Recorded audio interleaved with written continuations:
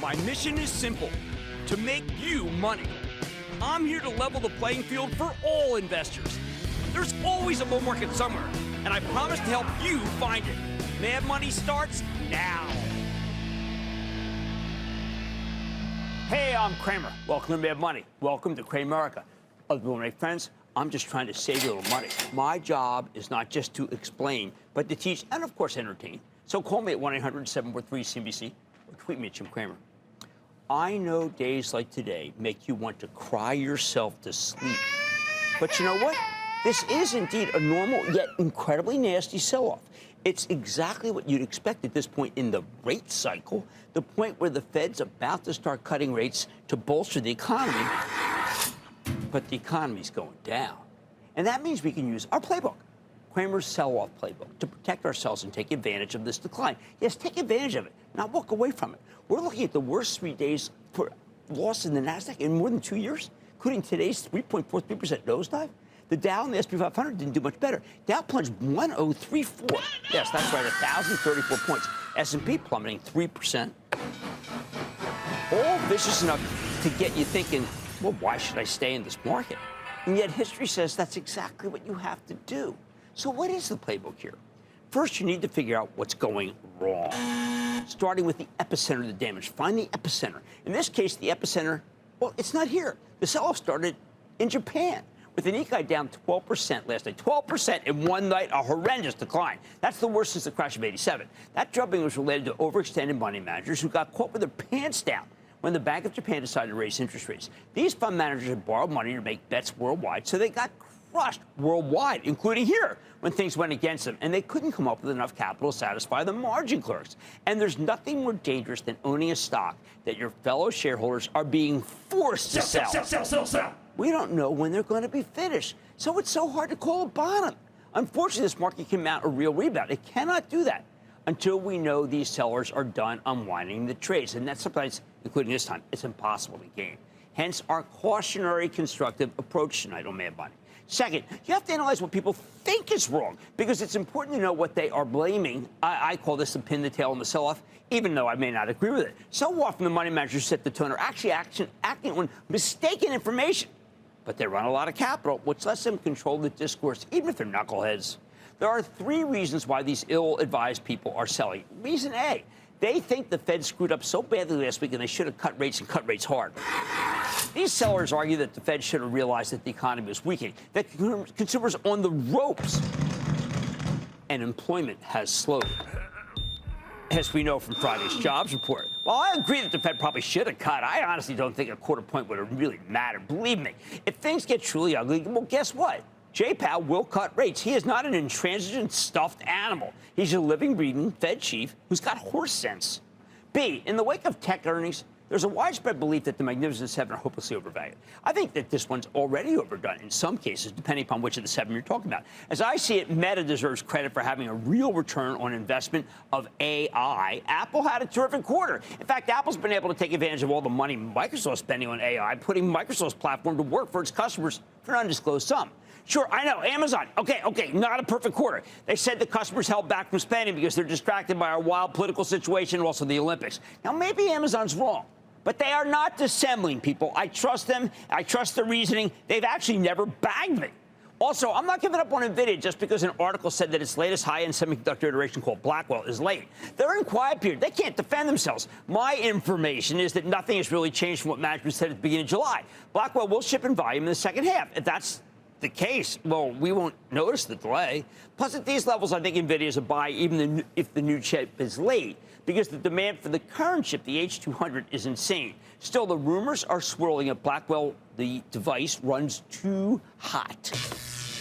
We won't get clarity until NVIDIA reports at the end of August, which is a mighty long time for this great company stock to be in limbo, so do not be aggressive. Let it come to you. It is coming down. Reason C, why people are selling. Warren Buffett sold half of his Berkshire Hathaway share in Apple, something that couldn't be predicted. He just extolled his virtues back in the May annual meeting. Did something change? We don't know. Given the Buffett's a huge shareholder, still, by the way, peerless reputation, it is freaking people out that the guy's dumping half of his position. You know what? It did cause wholesale dumping in the mag stock itself, even as the company's That's got a tremendous runway for the rest of the year. I say for the moment there are no tech safe havens. If you're going to buy slowly and in small increments in pyramid style, please. Remember, I disagree with the Bears on this one. I think Apple should be owned, not traded. Same goes for Nvidia, believe it or not. But I recognize their stocks are still way up, and many investors just want to take profits while they have them. I'm not blind to the weakness in both. They can fall further. They probably will. If you can't take the pain, the house of pain, then get the heck out of it. Now, after you identify the epicenter of the sell-off and how investors are justifying it, you need to figure out what you can buy that's outside the blast radius. We must always remain constructive and opportunistic, even with our eyes open now. Many people believe that because we've gotten some weaker macro numbers, we're going to have a recession. You don't have a recession with 4.3% unemployment rate. It's historically a ridiculously low number. You don't have a recession when the economy is still creating jobs and there are no big bankruptcies. To me, that means you can actually buy the banks. Yes, I know Warren Buffett is selling Bank of America. That does not mean you should get rid of the banks. It may mean that they've been trashed for no reason other than selling. That's a good opportunity. You know what? I like the stock of Morgan Stanley for my trust. It's got a 4% yield. I think there'll be more acquisitions and IPOs in the next year. This one folded like a cheap suit in the last 3 days. Hideous action. It could kind of end here, the selling, with a high yield, lower yield environment. It's worth a try. You can buy stocks that yield more than 4%, take advantage of the sudden decline in interest rates, which makes high-yielding stocks the best game in town for income. Hey, you know what? Stay tuned. I've got some others to buy. Fourth, make sure you have ample cash to take advantage of the next decline if there is one. I believe there will be. You need to sell the bad to fund the good. You do not want to sell the good to fund the bad. We know that it's time to put money to work, but we still haven't done anything for the charitable trust. That means that we've cut down our cash position. Not yet. We don't want to put too much money to work at one level. We did not put net new money to work today. It wasn't enough. It wasn't low enough. There's still room to fall. We don't know if the panic comes back. We don't know what's going on in Japan. We had a fear level above 65 this morning as measured by the volatility index, or VIX. We haven't had that since March of 2020 and the height of the COVID panic. I think we got to be ready for more fear. Fifth, the market needs to get really oversold before you put a lot of money to work. We aren't even there yet. We weren't even negative on the S&P oscillator I follow until today. It went out tonight at minus 2.47. That's a start. Buy something here, you have to be prepared to buy more into weakness because, well, the liquidation continues. I would be, let's say, circumspect. I would be more comfortable with a minus 5 reading as a sign of a viable panic, not minus 2.47, maybe early. Finally, we need to know if there's anything looming that we just can't see right now. I don't see it in America, the commercial real estate market. I think that fear is overdone. You have a presidential race. I'm not worried that a Harris administration would be anti-business. Her advisors include real business people, something President Biden never embraced. However, she does favor a much higher corporate tax, and that's not even, no one's even talking about that. I don't see any big bankruptcies or disruptions to the system. Nothing that is systemic. We did have excellent earnings tonight from CSX, Palantir, and Lumen. The last one's a real shocker. Those don't jive with the negativity or the recession thesis. We do have a lot of earnings coming up. Hey, these could be telling. Caterpillar, Builders First Source, Uber tomorrow morning, Airbnb, Supermicro tomorrow night. They could all impact trading. So could Shopify, Emerson, Robinhood, Wednesday, Eli Lilly, Datadog, The Trade Desk. They help customers place web advertising on that comes up Thursday. That could be make or break for Google, which lost a suit about an antitrust suit today. Any one of these stocks will be used as part of the prism of recession, no recession. But the bottom line, if we check every box, we recognize that this hideous decline will ultimately, that's the operative word, be more of an opportunity to buy than a reason to sell. Then you should put out your shopping list, get ready, start picking at your favorite names. We are doing it for the Investing Club in good time. You should join just to see what we think the coast is clear. We haven't yet. Remember, you only want to buy the stocks that you'd be willing to buy more of on the way down. Otherwise, I can tell you right now, you will get blown out in disappointment and anger. Let's go to Regina in Florida. Regina. Hi, Jim. How you doing today? I'm doing well, Regina. How about you? Good, good. Okay, my question is, I'm a long-term investor, and I own Intel. After last week's report, I'm down about 35%. My question is, should I sell and reinvest into another stock, wait for it to go back up? You should sell Intel. You should sell Intel. They have no credibility whatsoever. Their balance sheet is miserable. Could it bounce? I mean, you could sell half tomorrow and then hope it bounces to 23, but that's what you're going to get.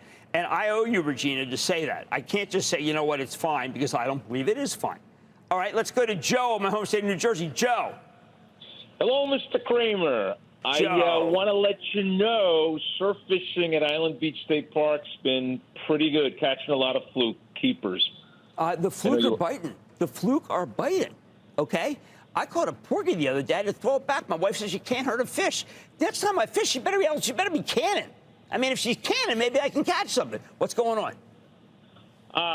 With Scott's Miracle Grow at near highs with better than average price targets and a nice dividend, is it a buy? Okay, it is a seasonal product. They had a good season. It yields 3.7. They do have, by the way, some very environmentally friendly stuff these days. I say it's too high. It sells at 26 times earnings. I can buy high-quality tech at 26 times earnings. I'm going to say pass. Let's go to Thomas in Georgia. Thomas. Hey, Jim, big shout out to you and your entire team that works for the Investing Club from the bottom of my heart and the top of my birthday statement. Thank you for all the work. Man, we are cranking the stuff. You need help. We are there to help. Let's go to work. Yeah, today in particular, lots of comfort coming from you guys. Hey, thank you. You tried hard. My question's about UPS. I'm a longtime shareholder. It's one of my core positions, and I do trade around that core position. My last sale was back in 22 at around $230. I haven't really wanted to add to it as it came down and down and down, but now it looks really attractive. But you're fond of the old adage, when the facts change, I change my mind. Right. Is UPS not the company it once was, or is it? Thomas, it is not. It is not the company it once was. FedEx is a better company now. I've always liked the stock of UPS, but I cannot recommend it. Now, it's very interesting. I couldn't recommend UPS. I said that Scott's Miracle Grow is too high, and I said Intel must be sold. So I guess I am part of the group that sees that things are wrong, not that things are right. But we're going to be patient, and we're going to get there. Constructive criticism of this market is fine. Days like today tend to scare people away from the market. That's what happens. We get these days every year. There are some like this. I need you to think of what this will ultimately be a buying opportunity. Emphasis on ultimate. But I know that it's too soon so far, and people are going to sell. If this market goes up at all tomorrow morning, they are going to sell right into it. All right, on Mad Money tonight. In a downturn like we had today, your biggest enemies are your fellow shareholders. I'm sharing where their mindsets are.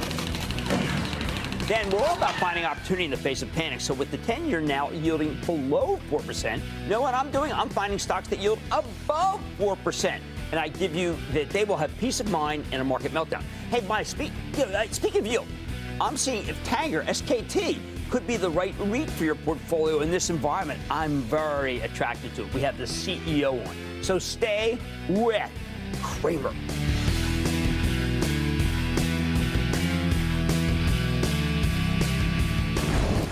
Don't miss a second of Mad Money. Follow @Jim Cramer on X. Have a question? Tweet Cramer. #MadMentions. Send Jim an email to madmoney@cnbc.com or give us a call at 1-800-743-CNBC. Miss something? Head to madmoney.cnbc.com.